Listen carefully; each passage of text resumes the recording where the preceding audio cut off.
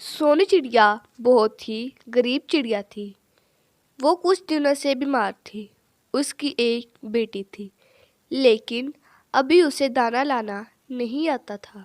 उसे जंगल के अभी दाव पेच नहीं आती थी। माँ, क्या आज मैं दाना लेने चली जाऊँ? आप तो अभी बीमार हैं, आप कैसे दाना लाओगी? जी नीलो बेटा, आज आपको ही जाना पड़ेगा। इसके अलावा हमारे पास और कोई रास्ता नहीं है। रास्ते में अगर आंधी या बारिश आ जाए तो वहीं रुक जाना और किसी बड़े परिंदे के करीब भी मत जाना और शाम होने से पहले घर वापस आ जाना। अब नीलो जंगल के सारे दाव पेच सीख चुकी थी और वो दाना लाने के लिए तैयार थी। जैसे ही नीलो जंगल में दाखिल होती है तो ज़ोर से हवाएं चलने लगती हैं और नीलो को अपनी माँ की बातें याद आती हैं। रास्ते में अगर आंधी या बारिश आ जाए तो वहीं रुक जाना। नीलो वैसा ही करती है और एक दरख्त के पीछे जाकर छुप जाती है। अचानक उसके कान में किसी परिंदे की आवाज़ पड़ती है। बचाओ बचाओ, मैं झाड़ियों में फंस गई हूँ, मुझे बचाओ। ये आवाज़ किसी बड़े परिंदे की लग रही थी। नीलो जब आसपास देखती है तो उसे एक चील का छोटा सा बच्चा झाड़ियों में फंसा हुआ दिखता है। वो उसकी जान बचाने के लिए उसके पास जाती है। वो उसे पकड़कर खींचती है, लेकिन वो हर दफ़ा नाकाम हो जाती थी। छोटी बहन, आप साथ वाले जंगल में चली जाए, वहाँ मेरी मम्मा रहती हैं। आप इन्हें जाकर बता दें, वो मुझे यहाँ से ले जाएंगी। उसकी बातें सुनकर नीलो बहुत गहरी सोच में चली जाती है कि उसकी माँ ने कहा था कि किसी बड़े परिंदे के करीब नहीं जाना। अगर मैं वहाँ नहीं गई तो ये बेचारी यहाँ पर फंसी रहेगी। वो सब बातें भूलकर इंसानियत के नाम पर वहाँ से उसकी मम्मा के पास चली जाती है। वो उसकी माँ के पास पहुँच जाती है। क्या लालचील आपका ही नाम है? हाँ, मेरा ही नाम लालचील है। बताओ क्या काम है तुम्हें? आपकी बेटी सुबह से कांटेदार झाड़ियों में फंसी हुई है। आप मेरे साथ चलें और सुबह से मदद के लिए पुकार रही है। क्या? ये कैसे हुआ? चलो जल्दी से चलें। वो जल्द ही वहाँ से चली जाती है।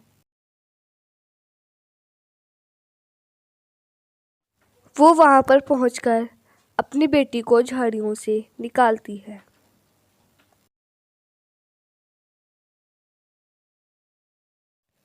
तो चील अपनी बेटी और नीलो को अपने साथ ले जाती है। चील आंटी, मेरी मम्मा बीमार है। मैं आज पहली दफा दाना लेने आई थी, लेकिन रास्ते में आपकी बेटी को फंसा हुआ देखा तो आपके पास आ गई। चील थोड़ा सा मुस्कुराती है और फिर अपनी बेटी से कहती है, बेटा, ये तुम्हारी दोस्त है, इसे सुबह से दाना नहीं मिला। चलो बेटा, अपनी दोस्त की मदद करो। वो जल्दी से दाना सोनू को दे देती है। अब हम दोनों बहुत अच्छे दोस्त हैं।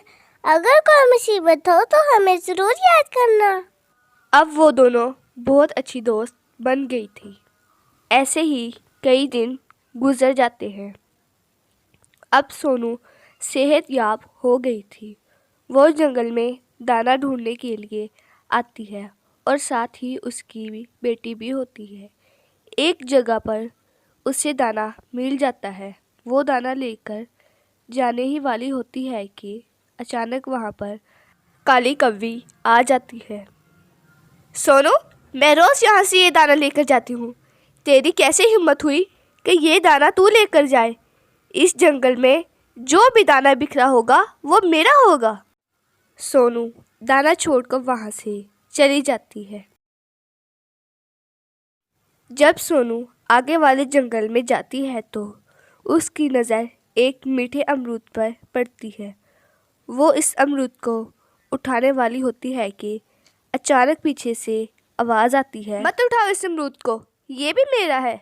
जाते वक्त मैं इस अमरूद को देख कर गई थी, ये अमरूद मेरा है। देख काली बहन, ऐसा हर दफा नहीं होता। अगर तुम ऐसा ही करती रही तो हम भूखे मर जाएंगे।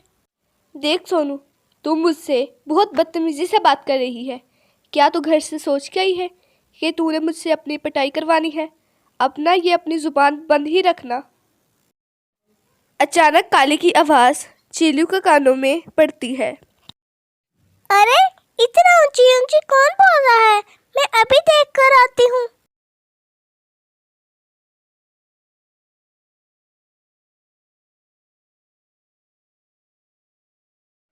नीलो, तुम इस दिन के बाद हमारे घर क्यों नहीं आई और इतना शोर क्यों हो रहा था? ये काली आंटी सुबह से मेरी मम्मा को परेशान कर रही है। हम जो भी दाना उठाते हैं तो कहती है कि ये दाना पहले मैंने देखा है। ऐसा असूल तो जंगल में कभी नहीं था। जंगल में जो भी दाना जिसने उठा लिया वो उसका ही होता है। ये आपने अपना असूल कब से बनाया है? ये आप गलत कर रही हैं। बस तेरी ही ज़बान चलाना बाकी रह गया था, बाकी सब ने तो चला ली थी। अब देख मैं तेरा क्या अंजाम करती हूँ। काली कवि चीलू की खूब पिटाई करती है और उसे बातें भी सुनाती है।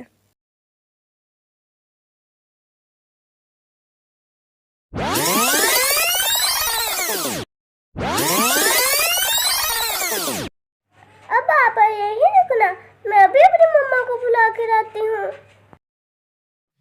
जा जा, चाहे अपनी मम्मा को बुला चाहे अपने पापा को बुला, मैं किसी से भी नहीं डरती। चीलू अपनी माँ के पास आती है और वो सारी बात उन्हें आकर बता देती है।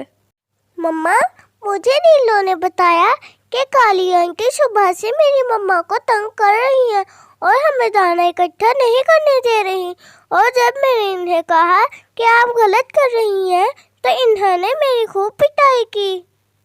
अपनी बेटी की बातें सुनकर चील बहुत ज़्यादा गुस्से में आ जाती है और वो गुस्से में काली के पास पहुंच जाती है।